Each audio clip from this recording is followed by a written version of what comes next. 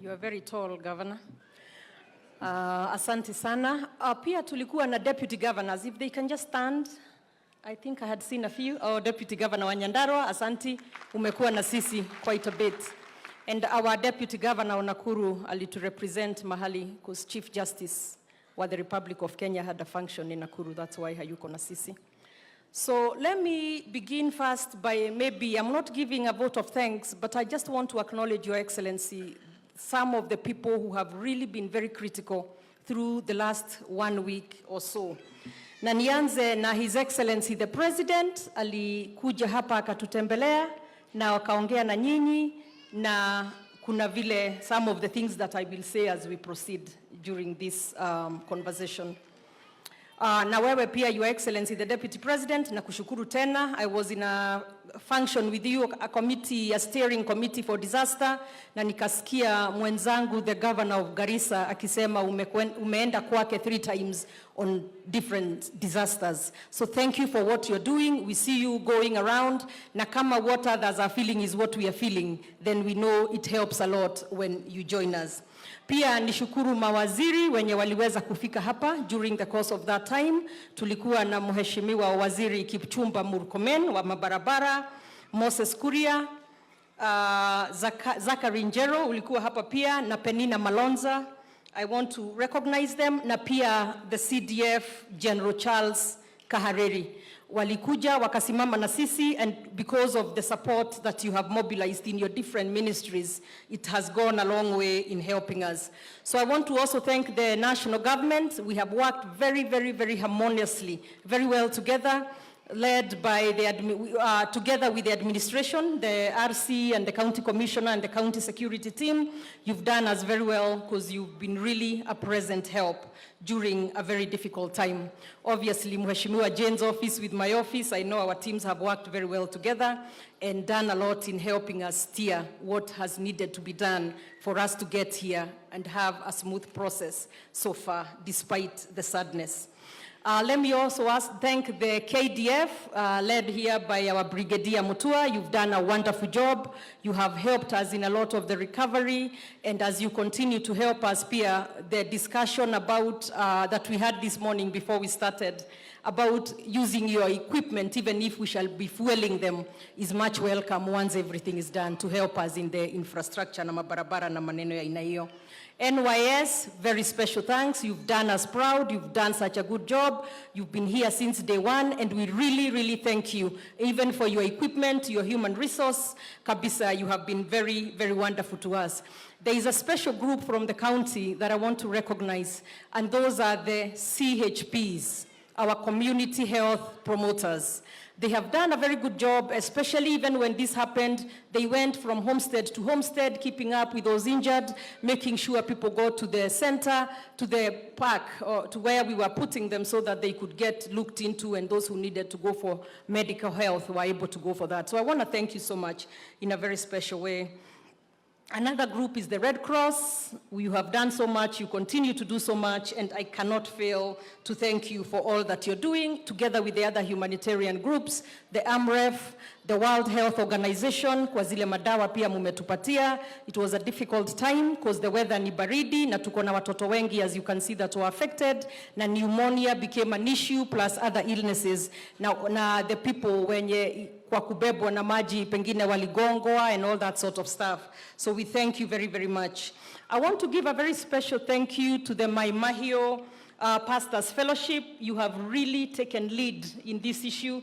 You have done well, you have helped coordinate, and also you have helped us in vetting the people and knowing who we need to be reaching out to. And I agree with you, Chairman, that even as we proceed, you must be at the table. Because ni nyinyi munaelewa kabisa na munajua. So that I agree, and I thank you for standing in the gap.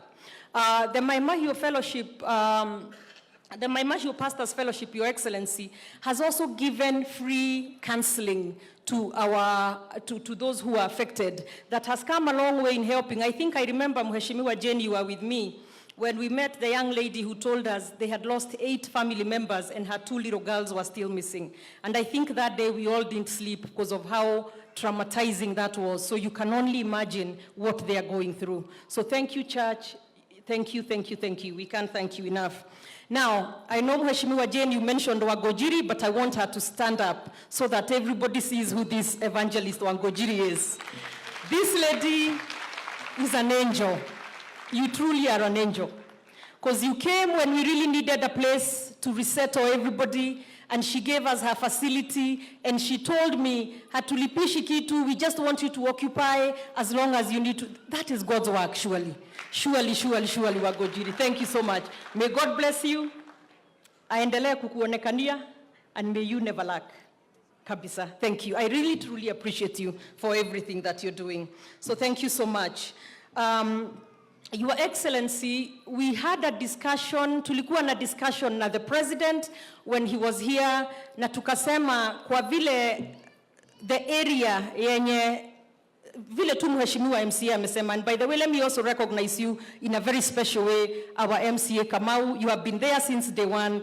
Now, as you said, a lot of these people are actually your neighbors. Now, you have never not been there for them. So when I look at you, I see what a leader is really supposed to be, and you have been there for your people. So thank you very much. And also thank you to the other MCAs for supporting Kamau in such a great way. So Kamau, we talked, na unakumbuka hiyo conversation hata with the President, na mukasema pia that area, hata tulijaribu kwenda huko, we were told even for our safety that we could not be allowed to go there. I think that's the day the CDF was here. Na ukweli tumeona hizo mawe, and they are probably the size of a car, or even bigger than a car. So in good faith, and we shall have this conversation further, but I think everybody wants to know what's the plan after this, right? You want to make sure hatuendi kumalizia the memorial na mazishi alafu kila mtu arudi kwao na tuache hawa watu hivyo. So, and Your Excellency, you will expound on that further, but I just wanted to very generally mention the discussion here ya President na shamba ameconfirm that we shall be buying land to settle all of you, so that at least you have a place to settle and don't have to go back to where you came from. But beyond that, Your Excellency, these families, everything is gone. Hata ukimpatia shamba, hataweza kujenga. That is just the truth of the matter. So what we have discussed with some of those who have come around to support us, and one of them is here, and I'll give him 1 minute to come and confirm that what I'm saying is true. Immediately we have the shambas, Your Excellency, from the vetting done by our county security team, the administration led by our regional commissioner, the county commissioner, all the way down, in addition now to the church, we have 85 households that were displaced. When they have lost their loved ones, don't have homes, don't have anything, and we are saying you can't go back there because it's too dangerous. So what we want to do, Your Excellency, and what I'm reaching out to my friends, and all UMPs mumesema hapa, chenye munataka, mutatusaidia. Si mumesema hivyo? Plus my COG, Council of Governors. This is the challenge I'm putting to you. We need 85 houses. 85. Sisemi mutufanyie 85 houses. Nasema munaweza shikana kama Gilgil 1, atafute marafiki wake, watujengee moja. Just like that. We did BQs through our public works, just to make sure when I say a house, it's reasonable, yeah? So with 2 bedrooms, a kitchen, a sitting area, a bathroom, toilet, fencing, and all that, it was about 1.8 million. So, mukiguzwa, munaweza tusaidia hiyo. Because I think the next major thing is settling our beloved families here. Sawa sawa. Now, we have Joseph Ogutu, who is the chair of the Safaricom Foundation, who are one of the first ones to step up and ask us how would we want them to help us. Nikamwambia staki munilipie bills, hizo county nitalipa hospitali, nitalipa mog, nimelipa renting, tumefanya. Mimi nataka munifanyie heavy lifting kidogo ya kunisaidia kujenga nyumba. So Joseph Ogutu ako wapi? Ogutu Joseph, Karibia. I'm looking right at you and I'm seeing you and I'm saying uko wapi. Maybe you can compete for them. Thank you very much, Governor Susan. Your Excellency, the Deputy President, leaders of the national government, leaders of the county government, fellow mourners, distinguished ladies and gentlemen. I'm here on behalf of Safaricom PLC. I am also representing the chairman, Adil Kawaja, and also the CEO, Peter Ndegwa. Today we are announcing our full year results. This date could not be changed because of the global audience, and therefore they've asked me to come here and represent Safaricom PLC. They would have been here themselves. The first thing they've told me is that we should express our deepest condolences to those families that have been affected. We have no words to comfort you, but our God of all compassion and a God of comfort will comfort you.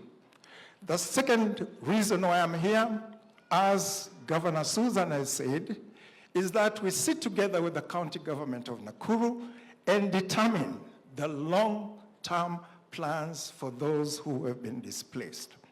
So one of the issues is to see how we can make a contribution towards the building of houses.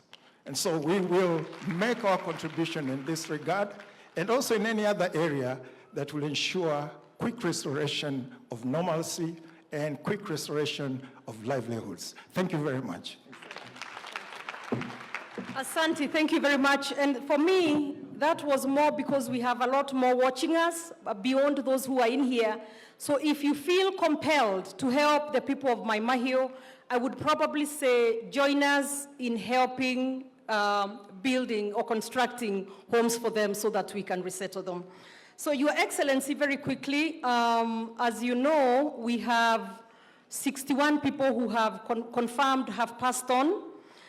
In addition to this, Your Excellency, we still have some who are missing, but our search and recovery teams are still out there on the ground.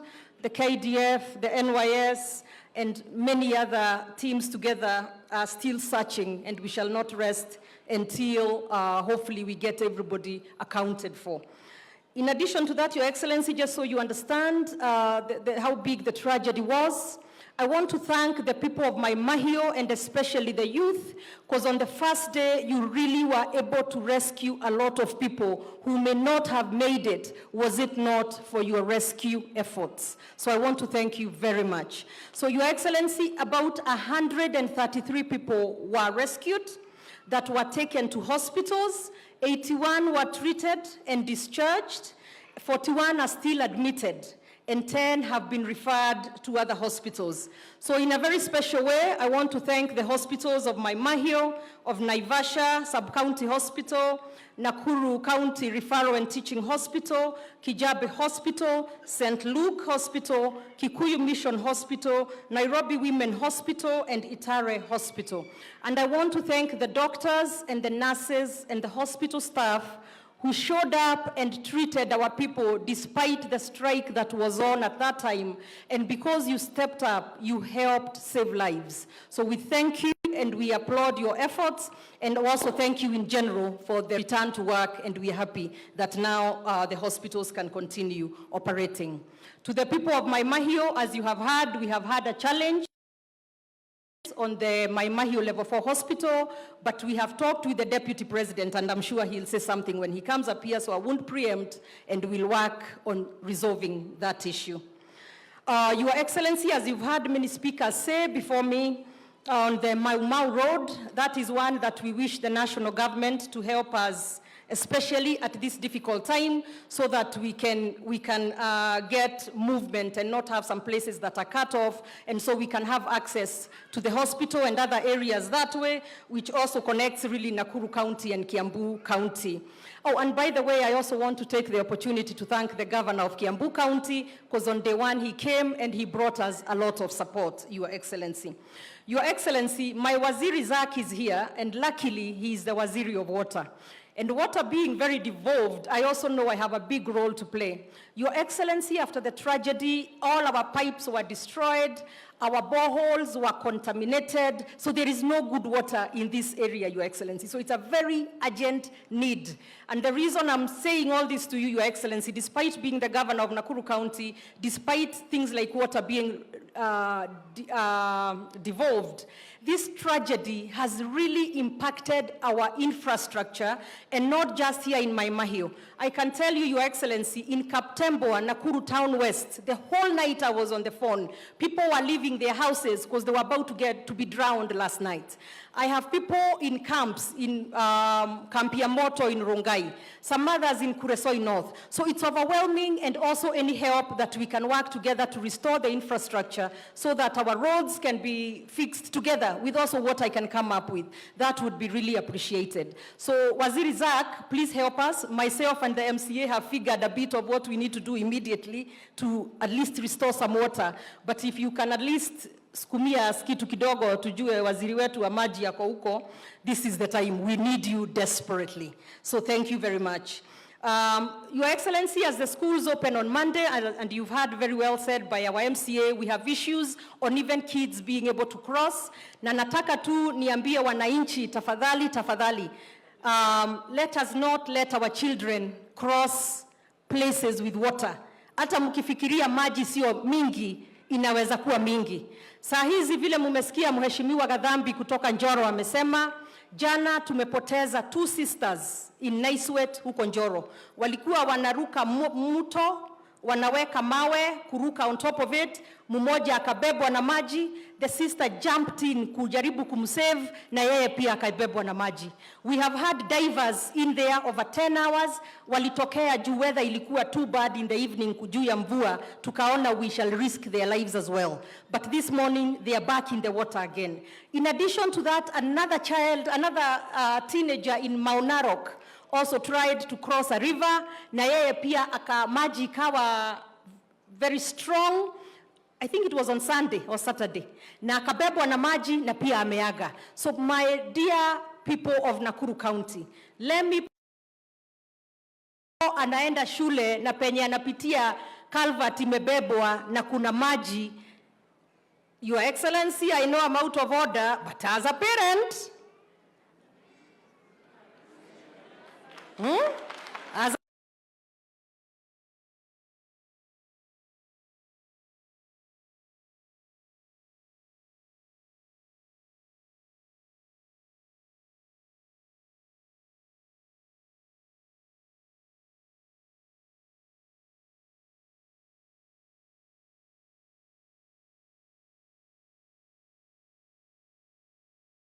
so Your Excellency, I think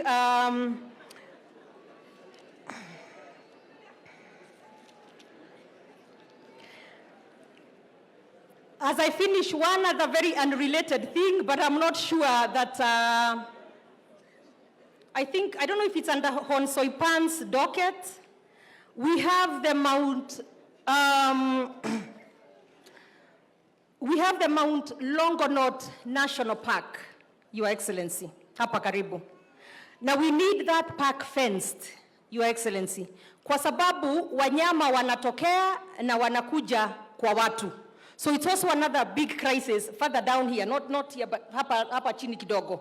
So we've had buffaloes that come to people's compound, people's areas and all that, and it's a big crisis. So every time I'm in the area, ninaambiwa hivyo, na huwa nasema tutaongea na nyinyi, na kwa sababu we are here today, let me just mention that, even though it's not completely related. So as I sit, Your Excellency, as a county, we have tried the best we could to do what has needed to be done. Like we said, we have done the hospital transfers, we have done the hospital bills and said even for those who are taken to a different hospital, let us know, we shall reimburse if some incurred any expenses. We have paid for the mortuary bills as well. We have helped with rent for 3 months. It was 2 months and a 1 month deposit for 53 families because we wanted to make sure they don't, as few as possible, stay in the camp to avoid such things as cholera or such things as just, too much reliance on the little available resources at those camps that would then open the door for some issues. We've also done some rehabilitation works where we have taken our people at the prayer center up there. Thank you, Agojiri. We are still doing some road works and we shall continue, and also humanitarian assistance that is in form of food and non-food items and human resource as well. I've had a whole team here since it happened. So Your Excellency, we continue to work together, we continue to move together until we have our people settled. So as I see it, wacha tu niseme tena again to the families, my deepest condolences.